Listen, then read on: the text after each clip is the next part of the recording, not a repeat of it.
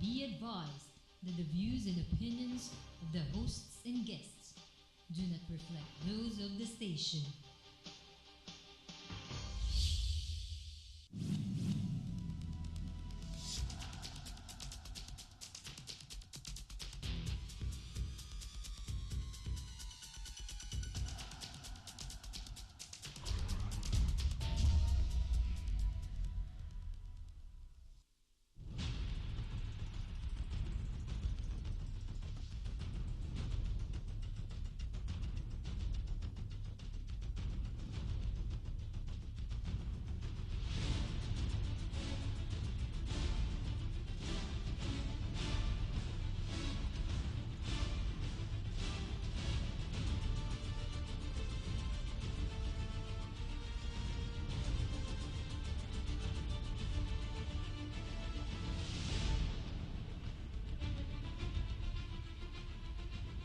Maayong gabi sa Tibok Pilipinas. Magandang gabi Lupang Hinirang, Luzon, Visayas, Mindanao at Sabah.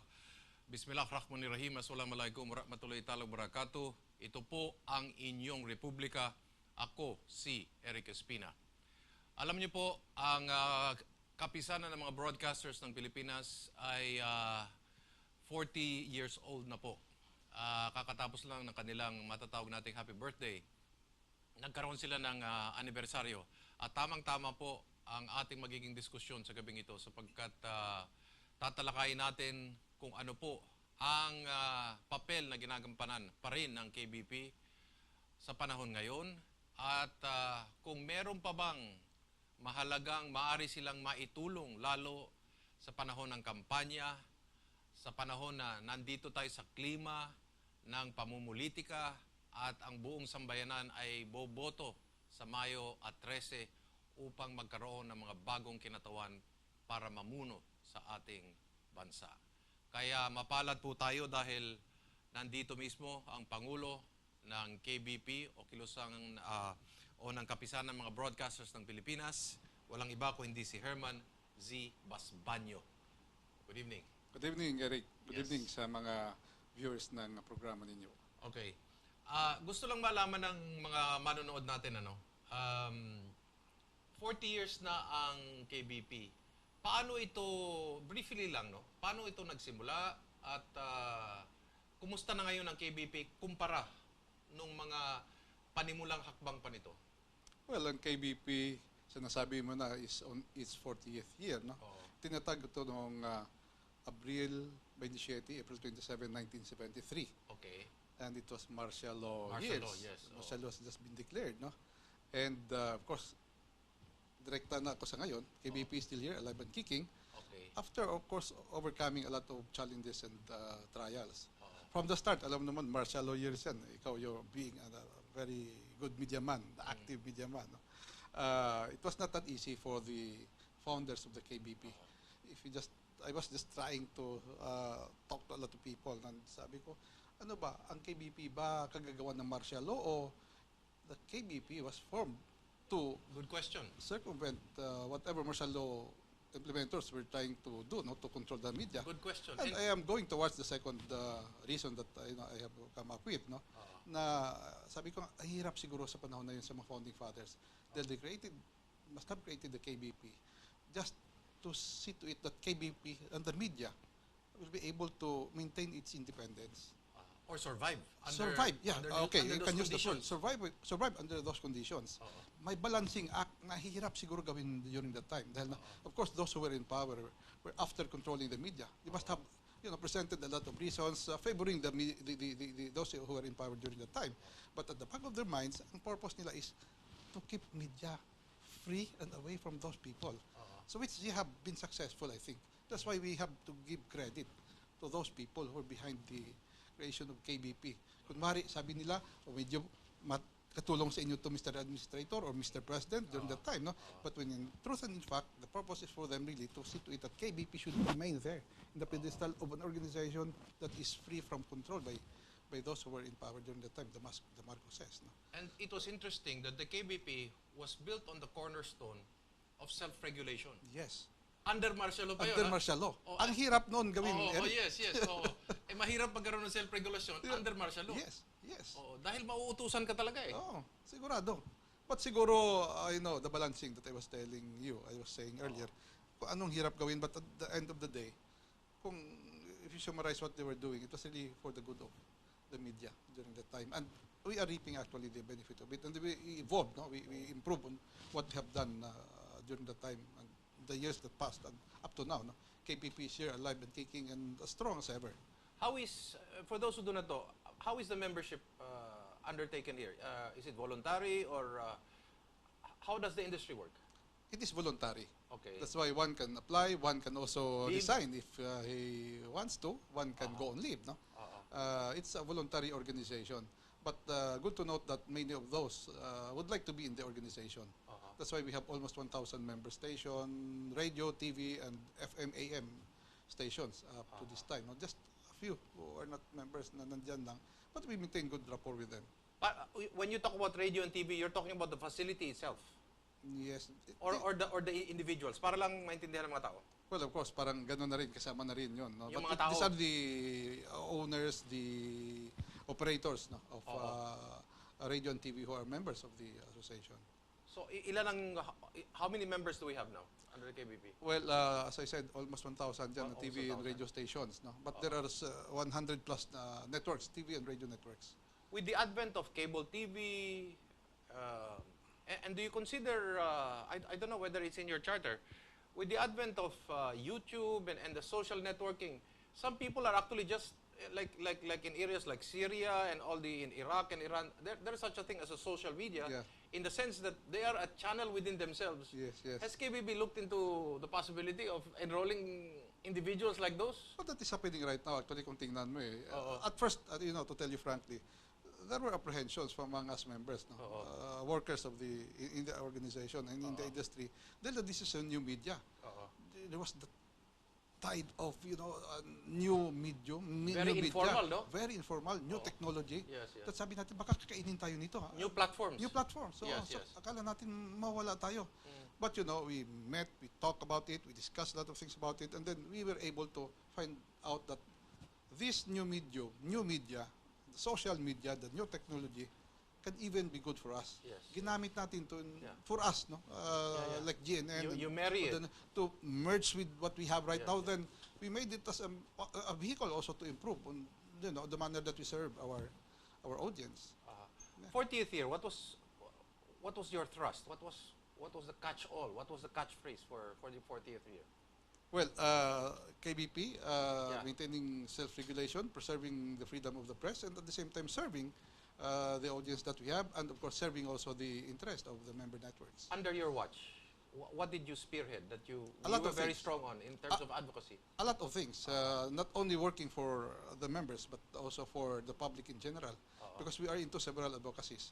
We are into environment protection. We do tree planting every year for the past few years, and we have planted hundreds of thousands of trees. We have reactivated our members. We have 42 chapters nationwide, and they were actively involved. Those, sabi namin dyan, namamatay na ng mga chapters, nabuhay because of that advocacy. No? Tree planting, broadcast treeing. We call that upland broadcast treeing. When you broadcast trees, you broadcast of news. No? But ito, we broadcast trees. When you're a farmer in the province, alam mo, you broadcast seeds. The same, we broadcast seeds, nurture them to become trees. No? So we have that protection of the environment. We're really concerned about what is happening with our climate and the atmosphere, no, and the temperature natin sobrang taas. And we are into also a lot of other advocacies, human trafficking, anti-human trafficking. We're into that, no. Of course, disasters, as I said, kasama na yan dyan. We have tied up with FIBOLs to mitigate the effect of it, no. Those different disasters that have been affecting many of our people in the country and in the Pacific region. A lot of other advocacies. No? We are into that, not only broadcasting, broadcasting news issues and coming out with what is best for the member networks. We are into that. A lot of other things. In the 40 years, it's really, pivotal that, people should congratulate you because given, sometimes the nature of our culture, we have a tendency to create other associations. And so far, in that 40 years, it is only KBP that exists. Nobody has decided to dissect KBP and say, we want to create another another group. Yeah. Hindi pa ba nangyayari yun, ano? There have been attempts. Actually, there were a lot of organizations that were formed. Okay.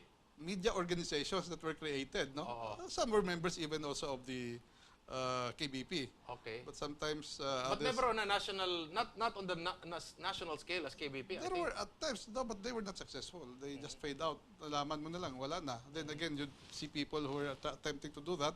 Again, going back to the faults of the association. No? Were there anything that we learned from these attempts by these individuals? Was it because there were legitimate reasons why they wanted to put this up, or because they wanted their own share of the sun, so to speak? Well, you just have to ask them. No? I think you're going towards what is the reason behind. But in your case, was there anything that we could learn from them, or we just say, these people just wanted, a little sunshine?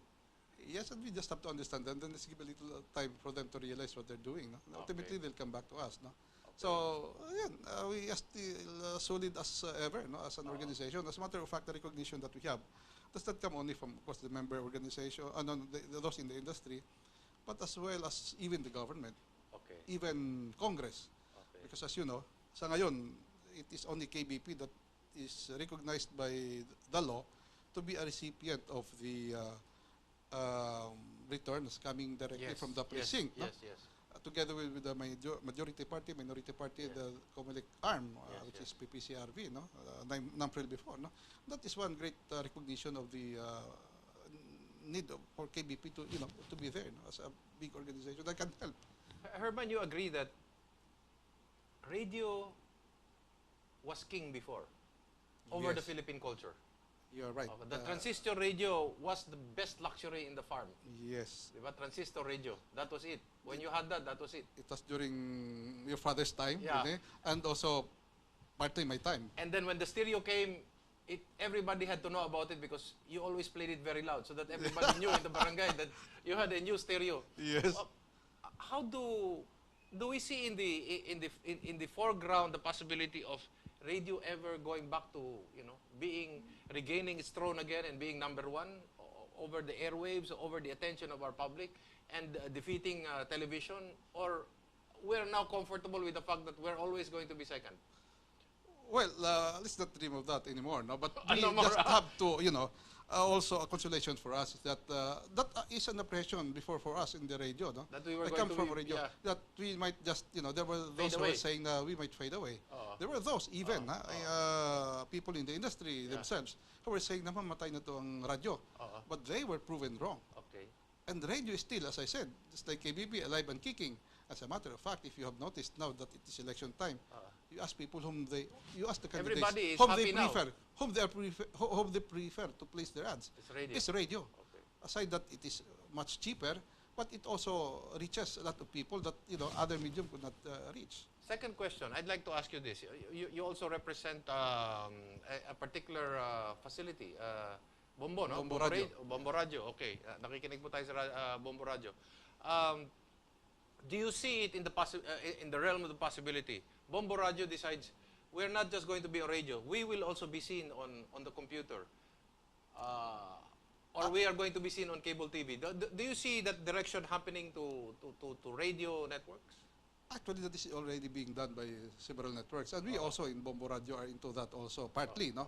We have some of our stations going into streaming. Live streaming, Then yes. live streaming, then with audio na rin. It works. Video na rin. And does it work?